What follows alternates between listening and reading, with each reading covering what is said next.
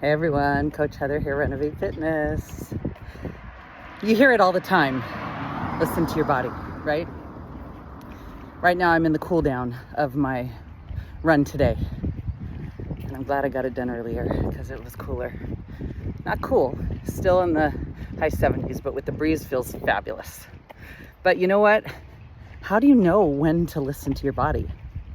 Because sometimes your body tells you things that are accurate, and sometimes your body tells you things that are inaccurate. You're like, what, Heather? How the hell is that? Okay, here's how it works. So the mind is extremely powerful. It's the most powerful thing we have, our mind and our soul, right? And our body responds to our mind and what we feel deep within our soul. So a lot of times what we're thinking presents itself in the body. So if we're thinking negatively, if we're focusing on the hardships, if we're focusing on the pain, that's what we're going to feel, right? But if you're focusing on the positive, if you're focusing on your blessings and having gratitude, your body doesn't have time to find those thoughts of pain and hardship, right? And so it's not going to present itself as often. Doesn't mean it won't ever, okay? But I think that's a key part of anyone's journey of anything in life. Whether you're talking your health and fitness, you're talking your relationships, you're talking your career, whatever it may be, right? And in today's run, I did my warm-up by the car, and when in the middle of my warm-up, I could tell my legs were so sore. And the reason why is because I did a lower body strength workout last night. So obviously it's been less than 24 hours. So I was like, all right, I know that I did that workout yesterday. I'm about to do my run today. I'm already really sore in some of the warm-up. So I'm going to listen to my body in this situation because I'm on my return to strong journey right now. And, oh, the shade feels nice back of the car. And so because of that, and because I know I'm weaning myself back into full activity, that's a signal that I'm going to listen to, okay? It has nothing to do with negative mindset or anything. This particularly has to do with my body telling me, ooh, you used these muscles last night. You used them very well. You maximize the use of these muscles and you're going to feel it today. And so I'm like, all right, I'm going to listen to that. But at the same time, I also know as I do this run today, I'm going to flush the lactic acid that's built up in my legs. And so that's going to help with my recovery. Now, the old Heather, not old Heather, I should say, the younger Heather, the younger Heather back in the day would have pushed through, worked as hard as she could on this run and just like said, I'm going to do it, right? And it still would have flushed the lactic acid. It would have been a bigger stress on my body than the run was right now because I eased into it and took it easy. But my younger body could handle that. You know, it was used to that kind of thing. And this time, the newer, wiser, older Heather is like, you know what? I'm going to ease into it. So on my first interval of running, I went very slow. I was at probably the slowest jog I've done in a long time. And I was fine with that. And then I had my walk interval, felt good. Then I started my second run interval and I felt good. And I was like, see, now this is what I knew needed to happen. I needed to ease into that run so that I could feel good for the remainder of my intervals. And so then I continued through my intervals.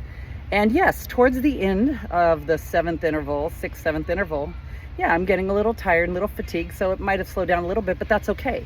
Today's not a race. It's not a competition. I'm still working back into becoming who I desire and want my body to be physically, mentally, emotionally in the future, right? And so now let's say if today was a race day, right? If today was a race day and it was a very important race, not just one that I'm doing for fun as part of training. If it's a very important race and I was like, I had a goal of placing or whatnot, then yes, even if my body might have ached a little bit, I would have kept pushing through because I had a goal to attain. and the mind is stronger than the body, right? So yes, there are times we can push through uneasiness, discomfort, and pain. And a lot of times that uneasiness, discomfort, and pain isn't really there. It stemmed from the mind, but then presented itself in the body. So then it went away. Other times, yes, it's real pain and there might be something going on in the body. So as you can see, it's not easy. This whole process of when and how to listen to the body is complicated, but the more you practice it and the more you become very self-aware and look internally within yourself, the easier it becomes, right? And I have been on a long journey for, I don't know, maybe getting closer to probably close to a year now, and it's been the most unbelievable journey, very challenging journey, but one that was very necessary and I stumbled into and I'm very happy about. And it's about me learning more about myself, my abilities, my capabilities, my desires, what brings me joy, what makes me feel happy, what do I love, what makes me feel uncomfortable, what do I not like, right? I'm becoming very self-aware, much more than I ever have in my entire life.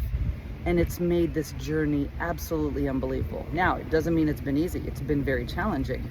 As you guys know, if you've been following me for a while, it's been challenging, especially physically within the body and mentally and emotionally.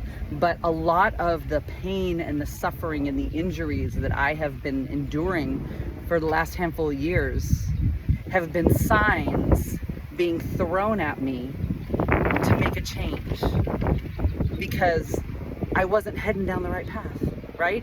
And I was ignoring it. I wasn't necessarily ignoring it on purpose. I just didn't know. I wasn't aware. I wasn't self-aware. But since then, I've learned to become aware, more self-aware, and have realized those were signs that I was ignoring.